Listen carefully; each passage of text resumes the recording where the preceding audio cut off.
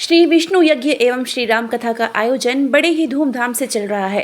ये आयोजन स्वामी शिवानंद विद्यापीठ एवं गौ सेवा आश्रम भीखमपुरा, जिला रायगढ़, छत्तीसगढ़ के द्वारा रखा गया है। देखिए उमेश राव, छत्तीसगढ़ स्टेट हेड की पूरी रिपोर्ट।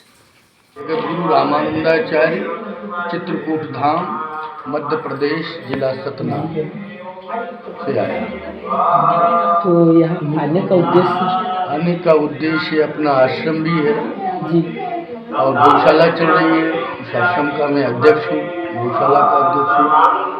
और प्रतिवर्ष यहाँ यज्ञ होता है, विश्व कल्याणार्थ यज्ञ होता है। विश्व में शांति आवे, महामारियाँ दूर हों और सौहार्द बना रहे, ये संदेश देने के लिए प्रतिदिन राम कथा होती है। राम कथा का समय ठीक 9 बजे से लेकर 12 बजे तक चलता है रात में। लगभग यहाँ कितने दिन का कथा प्रवचन? ये 17 से लेकर के 21 तक, 17 से 21 पंचदिवसीय। तो यहाँ प्रवचनकर्ता भी बाहर से आए थे कि? बाहर से भी आए हुए हैं, मैं मुख्य रूप से हूँ। बाहर से भी एक विदुषी आई है, मानस विदुषी, वो अपना प्रवचन देती हैं। क्या नाम है उनका विदुषी का? कौन है? चौबे ही क्या है? हाँ, कोई मानस विदुषी महिला है, वो आई हैं, कथा कहती हैं। मैं कहता हूँ एक तो सौभाग्य की बात है कि कोरोना काल के 2 वर्ष के बाद में ये सब चीज़ देखने को एक मौका मिल रहा है, भगवान की सेवा करने का एक मौका मिल रहा है। कोरोना का समय एक ऐसे चल रहा था कि भगवान के घर में भी ताला लगा हुआ था। हाँ, सही बात है। वो महामारी थी, वैश्विक महामारी थी जी। और प्रकृति जब रूठ जाती है, पर्यावरण का अभाव होता है, प्रदूषण ज़्यादा बढ़ जाता है, तो प्रकृति नाराज हो जाती है। इस कारण से महामारी आ जाती है। हम लोगों को पर्यावरण बचाना चाहिए, वृक्षों की रक्षा करनी चाहिए, नदियाँ स्वच्छ साफ हों, जल स्रोत अवरुद्ध ना हों, झरने निरंतर झरते रहें, इसके लिए किसी प्रकार का कोई आनंद ना हो। इस तरह से हम लोगों को प्रकृति को सुरक्षित करने के लिए प्रयत्नशील रहना चाहिए और पर्यावरण रहना चाहिए, जिससे प्रदूषण कम हो और महामारियों से हम बच सकें। में सदा लीन रहे मनुष्य, उससे उसका उद्धार हो जाता है। गोस्वामी जी ने तो यहाँ तक लिख दिया है कि भगवान का नाम केवल एक बार लेने से बारक राम कहत जग जीव और हो तो तरन तारन नरते। लेकिन भगवान का नाम कब ले? बोले कहा जब हमारा मन कैसा हो, निर्मल मन। जब निर्मल मन होता है और तब हम भगवान का नाम भले केवल एक बार ले लें। केवल एक बार लेने से गोस्वामी जी कहते हैं जीव का उद्धार हो जाता है। इसका प्रमाण भी गोस्वामी जी ने दिया है उत्तरकांड में कि पाई न तेहि गति पतित पावन राम भज सुन सठ मना गन का जामिल ब्याल गीत गजाति खल तारे घना आभीर जमन करात खस सो पचात अति अगरूप जेते नाम बारक ते पावन हो ये राम नमामि। गोस्वामी जी कहते हैं इन सबने केवल भगवान का नाम एक बार लिया, लेकिन लिया कब? जब उनका अभिमान नष्ट हो गया, उनके मन में अभिमान नहीं रहा। उससे दतिया जिला से पधारे। हाँ, दतिया जिला के आगे हमारा 70 किलोमीटर दूर पड़ता है, सनपुर धाम सेवड़ा से, तो वहीं से हम आए हैं यहाँ। मेरा नाम है दीप रागनी चौबे, मानस माधुरी मेरा नाम है। और यहाँ जो श्री विष्णु यज्ञ हो रहा है, श्री राम कथा होती है यहाँ, तो उसी के लिए हम लोग यहाँ कथा के लिए यहाँ बुलाया गया है, तो हम उपस्थित होंगे।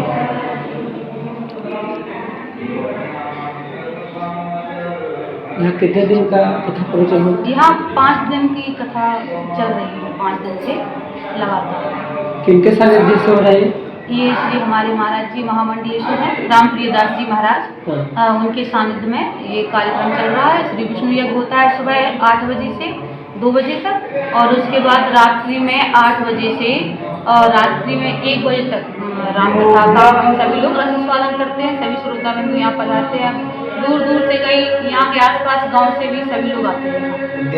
इसका उद्देश्य?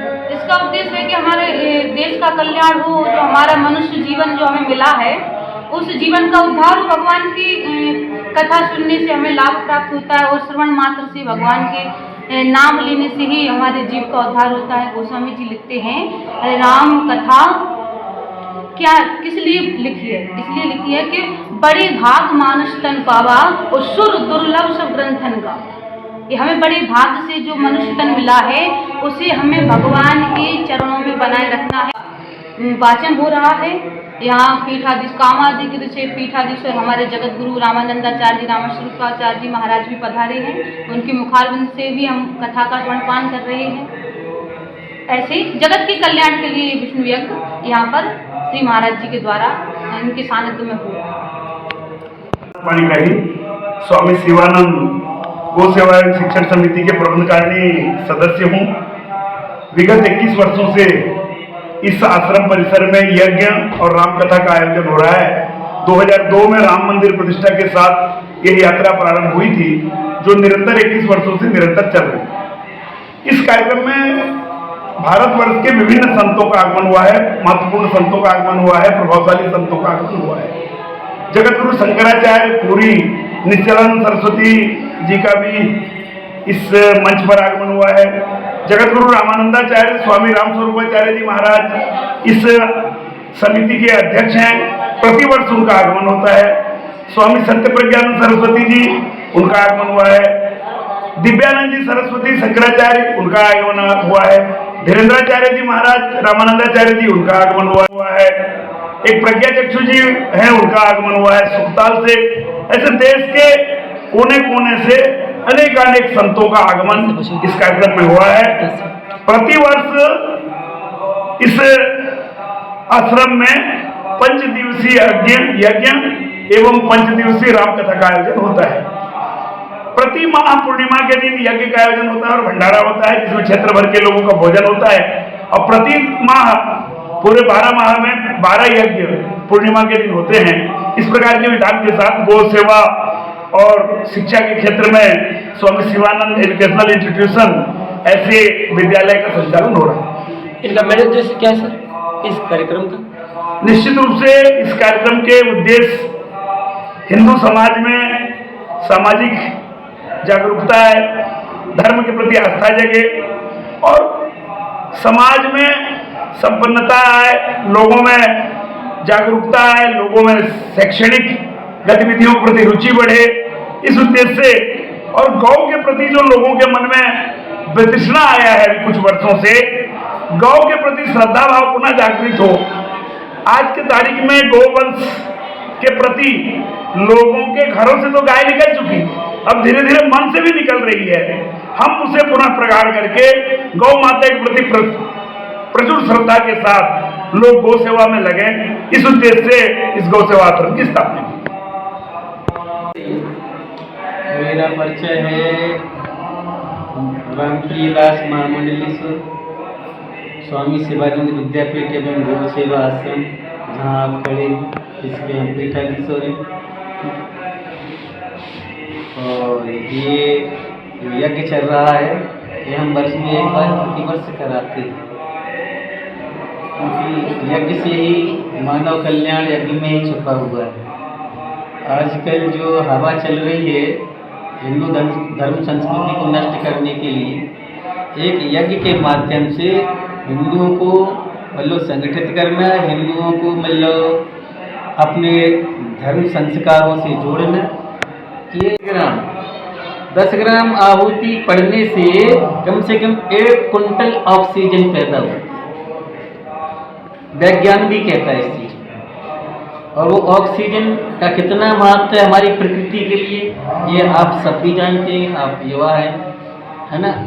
एक तो ये, और दूसरा यज्ञ से देवता भी प्रसन्न होते हैं, वायुमंडल शुद्ध होता है, प्रकृति समृद्धि, तो इसी में जल कल्याण छुपा हुआ है।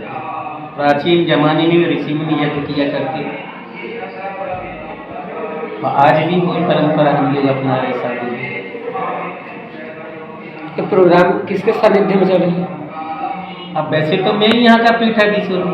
मैं सोम प्रकाश पाणिग्राही और इस आश्रम संचालन में कोषाध्यक्ष के पद पर हूँ। मैं ग्राम भिकमपुरा का ही निवासी हूँ। और ये जो कार्यक्रम हो रहा है इसका उद्देश्य? ये विश्व शांति के लिए है और ये हमारा एक तो वार्षिक उत्सव है दोनों। 2002 से निरंतर ये चला आ रहा है हमारे ग्राम में। और पहले ये जब हमारे यहाँ मंदिर प्रतिष्ठा हुआ 2002 में, तो स्वामी राम स्वरूपाचार्य रामानंदाचार्य जी महाराज जी का आगमन हुआ था। उन्हीं के मार्गदर्शन से अब निरंतर 2002 से आज 2023 तक चलता आ रहा है। ये कार्यक्रम लगभग कितना दिन का अभी रहेगा? ये 5 दिन का है। सुबह यज्ञ होता है 8 बजे से लेके, और रात को 8 बजे से लेकर प्रवचन होता है। तो उसमें जो हमारे भारत के विद्वान लोगों का आगमन होता है। और प्रतिवर्ष ये हमारे रामानंदाचार्य जी ये कामतगिरी चित्रकूट धाम से पधारते हैं। इनका आश्रम चित्रकूट है, कामतगिरी आश्रम।